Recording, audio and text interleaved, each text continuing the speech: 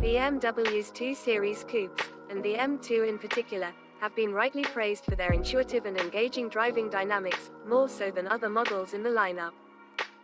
With the 2023 M2, BMW has made an already great performance car even better. M2 history. Let's take a step back to where it all began, before BMW designated odd series numbers as sedans, such as the 3, 5, and 7 series, and even figures as coupes, 2, 4, and 8 series. To minimize confusion, let's set aside, for now, how BMW broke the new tradition with the Grand Coupe suffix.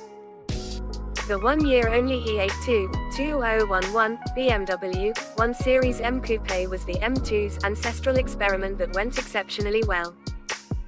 BMW borrowed an engine and suspension, chassis bits from an M3, bolted them to the smaller 1 Series, and the star was born. After the 1 Series Coupe became the 2 Series, BMW applied variations on that theme to the first General F87 2015-2021 M2, in its initial, base, version, then to the competition coupe, and finally the 2020 M2 CS that we mused might be the best M car on sale. We had to wait until the excellent 2022 BMW M2 40iX drive to get a whiff of what was to come for the latest M2. M2 hardware and scale. The 2023 BMW M2 G87 generation borrows the M3, M4's S58 twin-turbo inline-6, tuned to 453 horsepower and 406 pound-feet of torque, or 9 more horses and the same twist as the previous M2 CS. It also gets those car's optional 8-speed automatic in place of the previous version's 7-speed dual-clutch gearbox. As before, a 6-speed manual is available. Chassis components are also modified from the M3, M4, including the superb variable effort, variable ratio electric power steering system.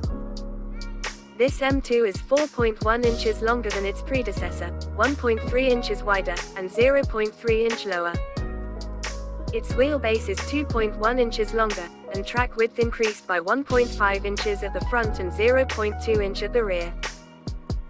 There's a chunky increase of 321 motor trend measured pounds over the M2 CS we last tested, and a whopping 499 pound increase over the original 1 Series M. The EPA estimates 19 mpg combined and an EV-like 260 miles of range, thanks to its tiny fuel tank. Yikes. Does longer, lower, wider, and heavier slow it down. M2 acceleration. With its 7-speed dual-clutch automated manual transmission and launch control, the old M2 CS managed a very good 1.7-second dash from 0 to 30 miles per hour. Any time below 2.0 seconds is very good, especially with two-wheel drive. Also utilizing launch control but with an 8-speed torque converter automatic, the 2023 M2 manages to beat that with a 1.5-second sprint.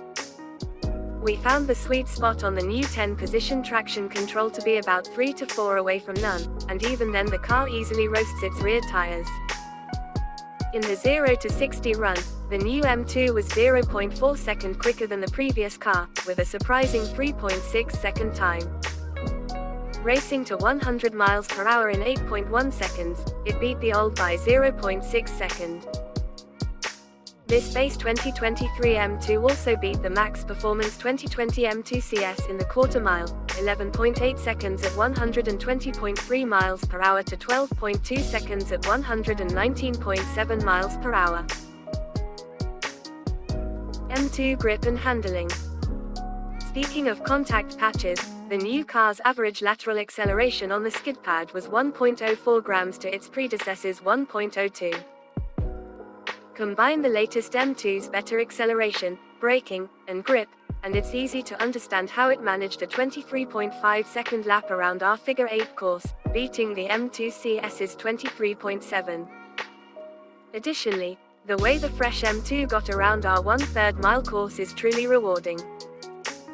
The brake-by-wire system delivered expert-level feel so we could find the maximum deceleration possible, just under the ABS threshold. It also allows for confident trail braking. There's no doubt the electronic differential helped maintain a smooth arc because the car doesn't require any steering input after the initial turn-in. The M2 was supremely neutral. Sure, you can kick the tail out, but the BMW is supremely buttoned down, obedient, and trustworthy. It feels like a completely different thing compared to the versions that came before. M2 in the real world. Highway ride and confidence on a winding road were not the previous M2's strong suits. That's all changed for the better. The new model's adaptive multi-mode dampers worked extremely well, even on the roughest roads and highways. Tightened down for a trip up a mountain road, the same certainty we felt on the test track translated directly to real-world driving enthusiasm. No doubt the longer wheelbase, wider track width, and all that good rubber on the road are worth the weight gain.